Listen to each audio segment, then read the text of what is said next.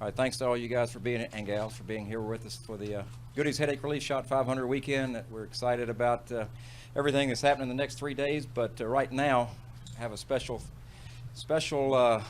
thing I'd like to give Jeff. As everyone knows, this is his last full-time year for racing here at Martinsville. It's hard to believe that this is your last one. I remember when it was your first one. So we got to thinking, what can we do here that's unique, special, that I know you don't have, and we came up with an idea, and I'd like to present it to you now, but I get some help here. Look at that.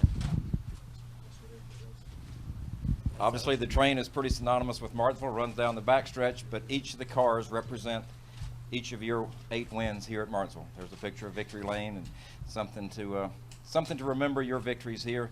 That locomotive is actually the same one that runs these tracks every day. So, Jeff, congratulations. Thank you, Clay. Again, thanks for everything that you've done for Martinsville over the years and for NASCAR. You've been a heck of an ambassador and a great competitor. Thank you very much. I'm honored. Well, thank you, Clay. You have no idea what that train, the symbol of it, but also the sound of it, how it never goes away in your mind when you think about Martinsville. Where the bus lot is over here. I cannot think of a night before a Martinsville race where I've not heard that train go by, and it's just not Martinsville without it. So I'm going to have to get some sound effects to go along with this, and place it somewhere where I can hear it at night. It'll bring back some great memories. And thank you so much. This is great. The kids are going to love this as well. But Clay, I can't thank you enough for what you and everyone around this community and this racetrack has done. I love this track. This track has been extremely good to me. And I one of the things that gets brought up a lot when people are asking me about, are you ever going to come back? Ever going to come back and drive any races? The one track that comes to mind about maybe coming back, and I don't know if it'd be in a Cup car or not, it's right here. It's because this place means that much to me, and I don't know, maybe an old guy could still get it done around this place. Thank you very, very much. This train actually, Lionel built this train, but it's actually built in Virginia. So that's pretty neat. And like I say, that's actually a replica of the engine that runs by here that wakes you up several times during the night. I didn't say it wakes me up. It just puts me into a calm place. Yeah. Thank you. Thank you. Appreciate it. All right. Thank you, Clay. Certainly, Martinsville Speedway here for Jeff Gordon leads me into my opening question, Jeff. You've won here 8 times, and you are now in the eliminator round of the chase for the NASCAR Sprint Cup.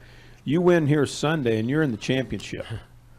And with the new format, just in its second year of existence, how does that play into how you approach this race? Does it alter anything you do? Obviously, you always want to try to win, but knowing if you win Sunday, you're in the finals. Yeah, I think back to this time last year, we were in a very similar position coming here, coming to a track that we run extremely well at and have a great opportunity, and how we seize that moment. We were under slightly different circumstances in the fact that we were really, really strong at all the tracks, even the 1.5 miles last year coming into this race. But we still were looking and approaching this race very similar to what we are now. And it seems like no matter what changes in the sport, with the rules and the engine package, we always seem to be able to come here and find speed. So we certainly have that kind of confidence within our program. But at the same time, going over the debrief this week and planning and all the things we're looking at for this race, we also were reminded how tough this place can be. And we were reminded of that earlier this year when we qualified 4th and we dropped back at the beginning. The track wasn't taking rubber. It was kind of cool conditions similar to what we have here today. And we fought through tire wear and balance with the car for the first half of the race. But we were able to find our way back to the front at the end until we had the issue on pit road. So I think that to me was great, because it really put me in the mindset of there's no givens. It's not just because it's Martinsville we're going to come here and dominate. It's not. We're going to work hard. We're going to grind it out like we have been, and if we do everything right, that we have a real legitimate shot at not only winning this weekend but moving on to Homestead. Take questions. Start right over here.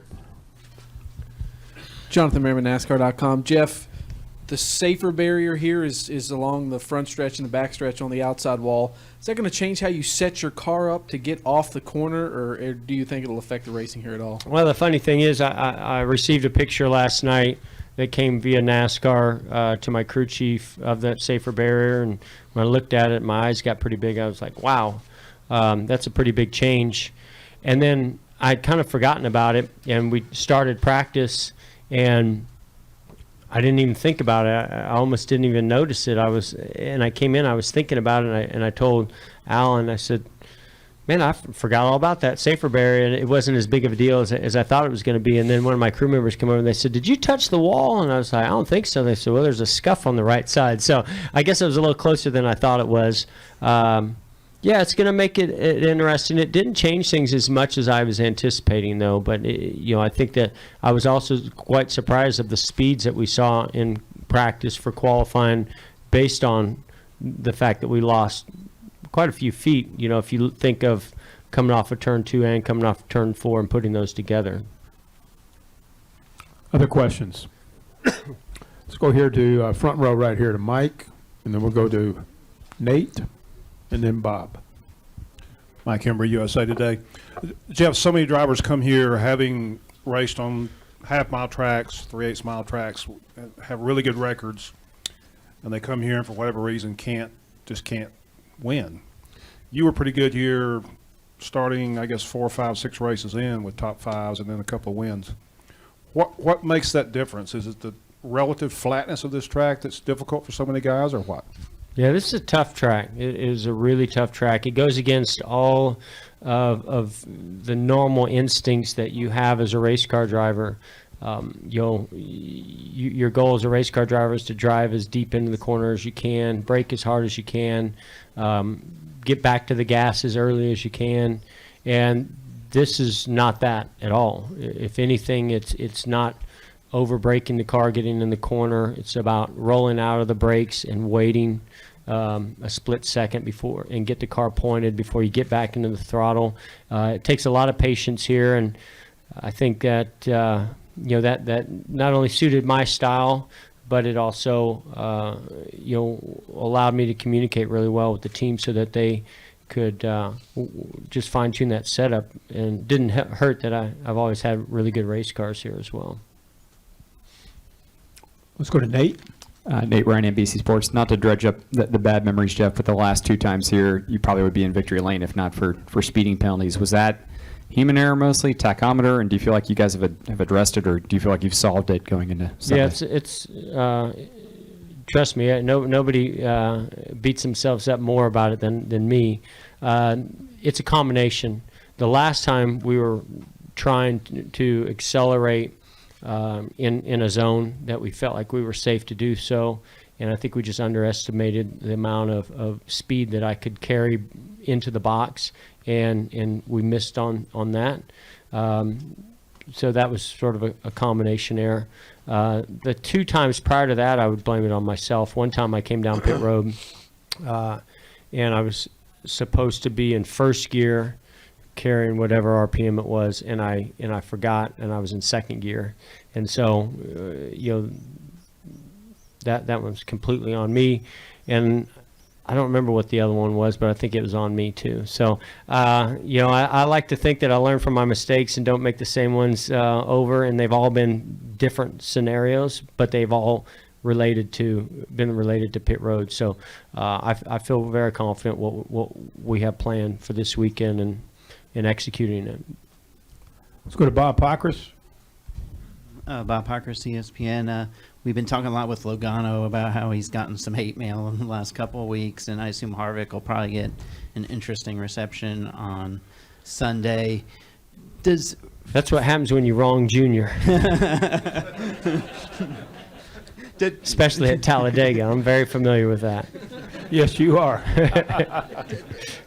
does it matter at all as far as the driver's psyche? I wasn't even a part of it, and I think I got some hate mail. What were you saying? Does it matter? I mean, you've been through times where you've been booed, and of course this year everybody is. Most people are cheering you because it's your last year, I imagine. Sure. Does it play at all in a driver's psyche? Not if things are going well for you. I think, if things aren't going well, and then you did something that caused that reaction from the fans, then that'll eat at you a little bit. But if you're like Joey, I mean, he's doing everything right now. I mean, I don't think there's one single thing he can sit there and say, yeah, I wish I hadn't have done that. That was, a bad idea as far as Talladega is concerned. With what happened with him and Matt, I mean, that's a consequence that he'll have to weigh out, and we'll only see if that was a smart move or not. He's already locked in. Were you doing it to keep Matt out of it, or were you doing it just because you're aggressive and want to win? And you can't blame the guy for that. So I mean, they're doing everything right. They're winning races, and they're the team to beat. And I think I don't think any negativity is going to impact what they're doing right now. Harvick, they're kind of on the fence there because they've shown some weakness and not to mention, I don't think it sets well with him when Joey's doing well. So it's a double whammy for him. But those guys have a great way, and Kevin's really good at recovering and handling those kinds of things, I feel like. Let's go to the back there. Chris, raise your hand. Go ahead, Chris. ChrisKnightCatchfence.com. Jeff, earlier this week we saw the video that you gave the 2003 Chevrolet Monte Carlo SS to one of your biggest fans, Lorraine, after hers was involved in a fire. What does it mean to you to do stuff like that and make a difference in someone's life like her? Yeah, that was really cool. I met her in June, and immediately when I met her and she shared her story with me, my heart went out to her, and I could tell what a huge fan she was. And anybody that has that car, right, if they have one of those 24 Monte Carlos from 2003, they're a big fan. And so I felt for her, and then it just so happened that me and my stepfather were talking about one of our own cars that we had collected for many years and had in a warehouse, and we were talking about what our plans were with that car. And I said, I got an idea. I said, if we can track down this lady that I met, I said, I think she deserves it, and we could give it to her. And you saw, I mean, that was what we ended up working out and doing, and of course it felt good, but more importantly, it was just to see the smile on her face, to see her reaction, to see one of your biggest fans, get an opportunity and an experience that they'll never forget is, that's pretty much what life's all about, in my opinion. Other questions? Let's go up here to Barry, and then we'll go second row here. Go ahead, Barry. Okay. Barry Richmond, Piedmont Broadcasting Corporation. Jeff, I'm going back about 20-plus years when I interviewed you. I was with Nestle Food Company, and you were driving the Busch Grand National car for Baby Ruth. We had a conversation, talked about your move with Mr. Hendrick and the DuPont sponsorship.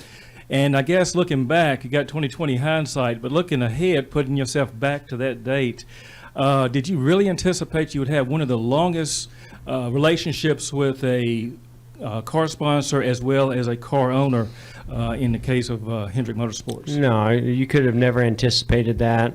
I felt like I was making a decision to go with a top quality organization that gave myself the best opportunity to win races and hopefully one day battle for a championship. But I had no idea it was going to turn into what it was. And at that time, we didn't even have a sponsor when I made that decision.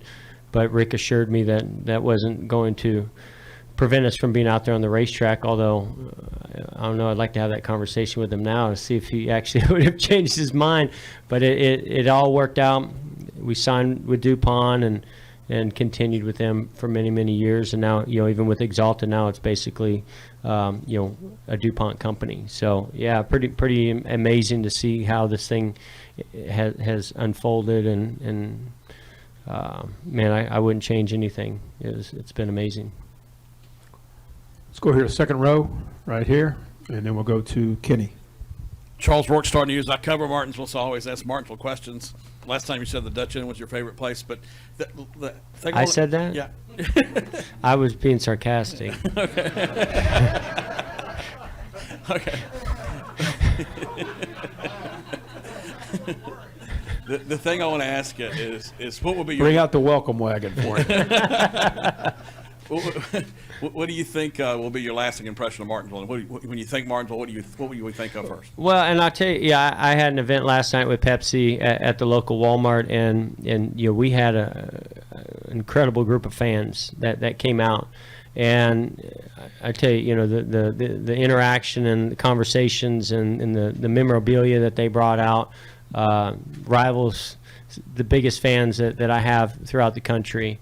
And that's what stands out to me in Martinsville is the amount of loyal support that I have here. I think obviously winning 8 times here helps, but still these folks have a lot of choices as to drivers that they can pull for and how avid they choose to pull for that driver. And I saw it at the height of it all last night during that event.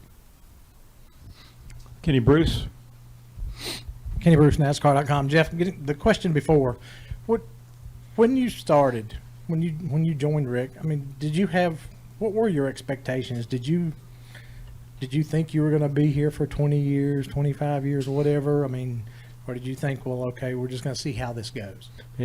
Yeah, I was never one, especially back then, to be a long-term thinker. I was just thinking. I saw an opportunity, and tried to make the best instinctive decision that I could with people that was surrounded by, like my parents and Ray Evernham.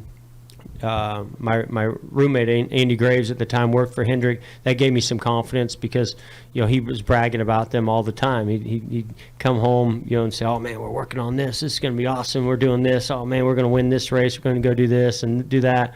And so I was, and he's a guy that I had confidence in because I worked with him in Indiana with the midgets and sprint cars, and we'd gone way back. And so for him to speak that highly of the organization, then Ray, who I had a tremendous amount of confidence in, speak highly of them.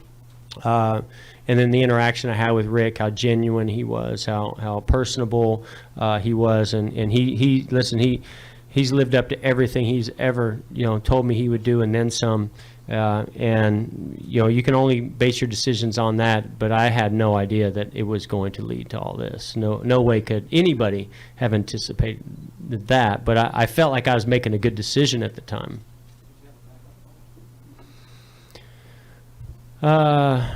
No, I didn't have a backup plan. I mean, you got to understand, I was feeling pretty confident in things because not only was Bill Davis pretty angry and fighting for me to stay there, but I had Cale Yarborough asked me to drive his car, and I tested for him. We had some folks from Ford that were talking to us a lot. So we were winning and running very competitive in the Busch Grand National Series. So we certainly seemed to have things going our way at the time. But as you've seen over the years, sometimes those opportunities, they come when things are going well, and all it takes is them to go into a downturn and those opportunities to go right away. So I was able to capitalize on those opportunities at the right time and turn it into what it's turned into. Let's go back in the back. Gentlemen back in the back, raise your hand, please. You have a question? Go ahead. Zach Tanzaretti, front stretch. What would you say is more important here? Conserving your brakes, conserving your rear tires, or conserving your temper? Well, for us, I mean, lately, I can't say you've had to really conserve the brakes. I can tell you can melt a bead on a tire because the brakes get hot. If you're not careful, if you're in traffic, you lose some fans in the front. You damage the the front end and the ducting for the cooling of the front brakes. That can get you in a lot of trouble.